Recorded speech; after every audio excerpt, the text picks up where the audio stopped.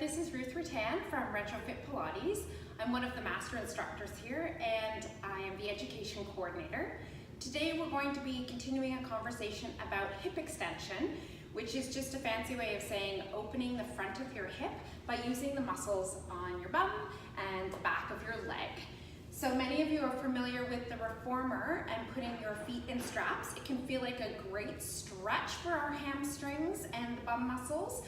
But today we're going to talk about how we can use that so that we make sure that we're using our glutes and hamstrings rather than moving from our torso when we're doing hip extension. So there's a couple of tools we can use. One, we can just stick our hands underneath our low back to see if we're moving up and down.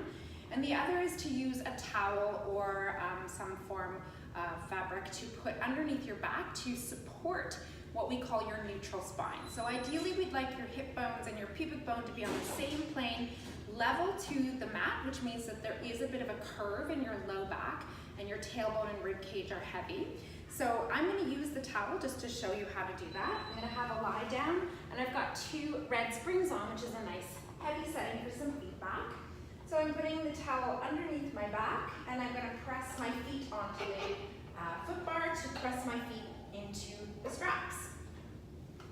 So most of the time we see people fold, you can see the fabric of my shirt here folding, and then pressing away and arcing a little bit. So this movement is going to put some strain on the back, and it certainly isn't strengthening these torso muscles. So this time I'm going to keep that towel there to help me remember that I need to keep my back nice and long, and I'm going to try and just move from the hip.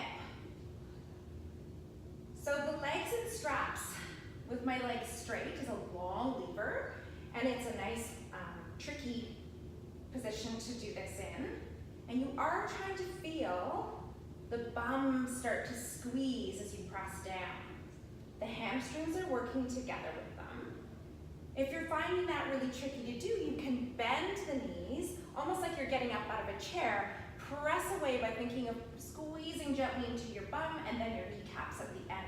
So similar to footwork on the foot bar, this is just less stable and makes it trickier. And you can start to really challenge moving from the hips rather than from the torso. So a nice exhale is going to help you recruit through the torso. Inhale on the way in, exhale on the way out, and just keeping that nice neutral spine and pelvis.